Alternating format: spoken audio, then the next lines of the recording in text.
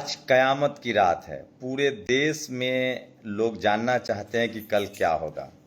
लेकिन सोचिए, सबसे बड़ी खबर है, पिछले 10 सालों में अगर सबसे ज़्यादा किसी की विश्वसनीयता खत्म हुई है तो वो है मीडिया, टीवी, अखबार, उसके बाद चुनाव आयोग। इन दो ऐसी संस्थाओं पर किसी का भरोसा बिल्कुल नहीं रहा। इनकम टैक्स, ईडी को लेकर तो लोग फिर भी सवाल पूछ लेते हैं, थोड़ा बहुत भरोसा करते हैं, लेकिन चुनाव आयोग की विश्वसनीयता बिल्कुल खत्म हो चुकी है। ये सबसे बड़ी खबर है जो मैं बता रहा हूं, लेकिन इस समय की सबसे बड़ी खबर है। सोचिए, सबके मन में एक ही सवाल है कि कल क्या होगा, कल किसकी लॉटरी लगेगी, कल कौन जीतेगा। तो मैं तमाम लोगों से कहना चाहता हूं कि आप शांति बनाए रखें। चुनाव अगर आप पॉलिटिकली एक्टिव हैं तो जरूर जाएं काउंटिंग सेंटर पर। और सोचिए, कुछ ऐसी खबरें आ रही है जो चिंता का विषय है। और बीजेपी की विश्वसनीयता खत्म हो चुकी है। वो चुनाव जीत भी गए तो इस देश के लोग नहीं मानेंगे, क्योंकि जिस तरह की खबरें आती रही है उससे साफ है कि लोगों को लगता है कि बीजेपी भले चुनाव जीत रही है लेकिन वो वोट से नहीं, बेईमानी से। चुनाव आयोग ने चुनाव में प्रयुक्त होने वाली मशीनों के नंबर दिए थे। इसमें बैलेट यूनिट, कंट्रोल यूनिट और वीवीपैट शामिल थे। मेरे चुनाव क्षेत्र राजनांदगांव मतदान में के बाद फॉर्म 17C में जो जानकारी दी गई उसके अनुसार बहुत सी मशीनें के नंबर बदल दिए गए हैं। जिन बूथों पर नंबर बदले गए हैं उससे हजारों वोट प्रभावित होते हैं। और भी कई लोकसभा क्षेत्रों में यही शिकायतें मिली हैं। हम राज्य निर्वाचन पदाधिकारी से शिकायत कर रहे हैं। ECIS में जवाब देना चाहिए, किन परिस्थितियों में मशीनें बदली गई और चुनाव परिणाम पर होने वाले असर के लिए कौन जिम्मेदार होगा। बदले हुए नंबरों की सूची बहुत लंबी है, पर एक छोटी सूची आप सबके सामने है। तो ये सबसे बड़ी खबर है। तो सोचिए किस तरह से जो चुनाव आयोग ने फॉर्म 17C दिया है वो बदला जा रहा है। तो चुनाव आयोग की विश्वसनीयता पूरी तरह से खतरे में। और सोचिए, यही आरोप खुद बीजेपी लगा रही। कई जगह पिंजरे में काउंटिंग की जा रही है। पश्चिम बंगाल में पुलिस भाजपा के काउंटिंग एजेंट्स को फोन करके धमका रही है। तो जहां जहां बीजेपी शासित राज्य है वहां भी यही सब हो रहा है। सोचिए, ये शख्स है अनुपम के सिंह, जो राइट विंग के लिए काम करता है, पत्रकार है। ये कह रहा है कि पश्चिम बंगाल में पुलिस भाजपा के काउंटिंग एजेंट्स को फोन करके धमका रही है, उनके घरों पर छापेमारी की जा रही। मजबूरी में पार्टी ने अपने मतगणना अभिकर्ताओं को सुरक्षित जगहों पर स्थानांतरित कर दिया है। उधर कांग्रेस पार्टी ने देश भर में अपने सभी मुख्यालयों पर सुबह सुबह गुंडे बुला लिए हैं। आरजेडी और समाजवादी पार्टी ने ऐलान कर दिया है कि अगर मतगणना में उनके मन मुताबिक परिणाम नहीं आए तो डीएम की लाश बाहर आएगी। पश्चिम बंगाल पुलिस कांग्रेस के गुंडे और राजद सपा के लठैतों से निपटने के लिए चुनाव आयोग को कड़ी तैयारी कर लेनी चाहिए। अव्वल तो ये कि ऐसी धमकियां आ रही कि विपक्षी दलों की तरफ से, लेकिन तानाशाह कहा जाता है प्रधानमंत्री नरेंद्र मोदी को। तो सोचिए किस तरह से ईवीएम, जिस तरह से जो एग्जिट पोल आया उसके बाद विपक्ष बहुत ज़्यादा सचेत हो गया है। संजय सिंह का ये ट्वीट है, ये बहुत ही गंभीर मसला है, क्या वाकई ईवीएम बदल दी गई है। और मैं फिर कह रहा हूं कि चुनाव आते जाते रहेंगे। संविधान, लोकतंत्र मजबूत होना चाहिए और बेईमानी नहीं करनी चाहिए किसी को। और सोचिए, मतगणना से पहले सपा प्रत्याशी पुष्पेंद्र सरोज ने की प्रेस वार्ता। मतगणना एजेंट के बनने के बाद 8 एजेंट निरस्त कर दिया गया। सोचिए, पहले इलेक्शन चुनाव में किस तरह से उम्मीदवारों के नाम निरस्त किए गए, अब काउंटिंग एजेंटों को निरस्त किए जा रहे हैं। काउंटिंग एजेंट बनने के बाद जारी किया गया रहा लाल कार्ड, मतगणना की हेराफेरी का लगाया आरोप। तो इस तरह के लगातार आरोप लग रहे हैं और सबसे ज़्यादा सवाल टीवी, अखबार पर और उसके बाद चुनाव आयोग पर उठ रहे हैं।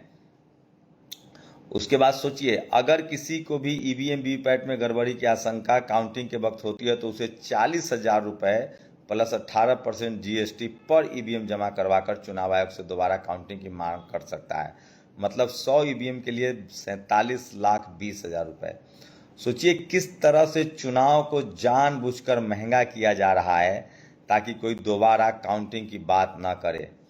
तो ये सारे सवाल हैं जो सोशल मीडिया पर है। और एक दुखद खबर है, जूनागढ़ में बीजेपी विधायक गीताबा जडेजा के बेटे ने एससी समुदाय के NISU नेता संजय सोलंकी को किडनैप कर उस पर लाठियों से जानलेवा हमला किया है।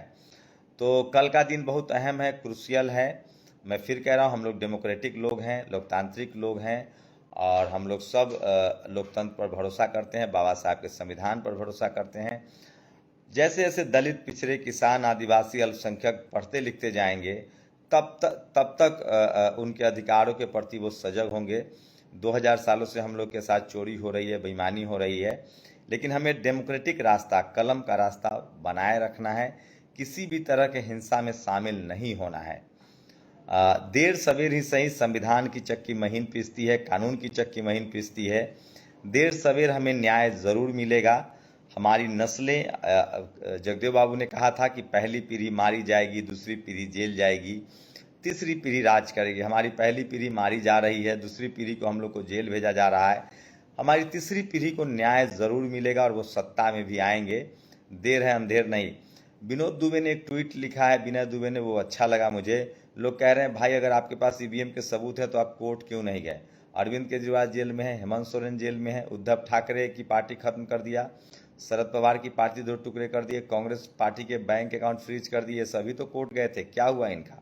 ये सब अपने से सरकार है, मुख्यमंत्री है, मैं तो एक छोटा सा सामाजिक कार्य करता हूँ। तो तमाम संवैधानिक संस्थाओं पर लोग सवाल उठा रहे हैं, और इतना आसान भी नहीं होगा बीजेपी के लिए सब कुछ अपने हिसाब से कर लेना, क्योंकि अब डेमोक्रेसी की जड़ें गहरी हुई है, लोग अपनी बातें बोलने लगे हैं, करने लगे हैं। और एक खबर है, नीतीश कुमार दिल्ली क्यों आए, उनकी भाजपा नेतृत्व से क्या बातचीत हुई, क्या यह चर्चा क्यों है कि रेल मंत्री बना देंगे, डिप्टी पीएम भी सोचा जा सकता है। सोचिए, इसका मतलब बीजेपी का पक्ष बहुत कमज़ोर है और नीतीश कुमार को मनाने की कोशिश हो रही है। ये एक बड़ा मैसेज है। नीतीश कुमार की जरूरत होगी। मैं फिर कह रहा हूँ, बिहार में आरजेडी लगभग 25 और नीतीश कुमार 10 से 12 सीटें जीत सकते हैं। और रुको जरा, सब्र करो, एक की बात सामने आ गई, 4 की छिपी हुई है। एग्जिट पोल ने 400 पार करवा दी, तो इस मक्खन मलाई की क्या जरूरत है? प्रधानमंत्री नरेंद्र मोदी नीतीश कुमार को मना रहे हैं कि आपको डिप्टी सीएम बनाएंगे। सहयोगी तो क्या टोटेले जा सकते। पूरे देश की चर्चा की भाजपा की अगर 250 सीटें आई तो 272 करनी भारी है।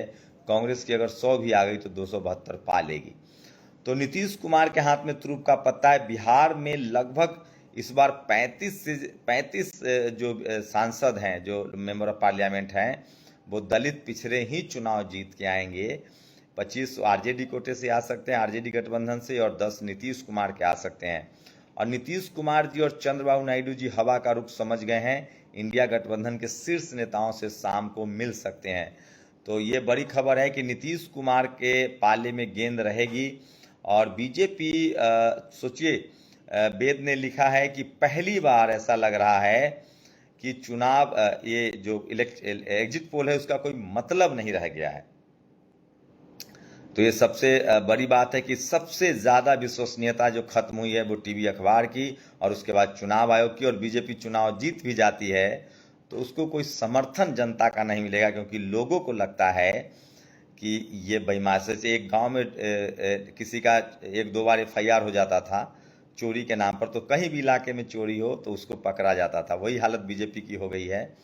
अगर वो चुनाव जीत भी जाती है तो लोगों का भरोसा खो चुकी है, क्योंकि जिस तरह से चंडीगढ़ में एक मेयर के चुनाव में जिस तरह से इलेक्शन कमीशन के अधिकारी को 2 बार बीमार किया गया, फिर एक अपने ही वार्ड काउंसलर को वहाँ मेयर अधिकारी बनाया गया, और जिस तरह से चोरी की गई, बाद में सुप्रीम कोर्ट का डंडा चला, और जिस तरह से मीडिया ने डिफेंड किया, तो भारत में ये भी दौर लोग देखेंगे कि मीडिया, तमाम संवैधानिक संस्थाएं की जो विश्वसनीयता है वो खतरे में है, और इसका असर कल रिजल्ट पर ही पड़ेगा।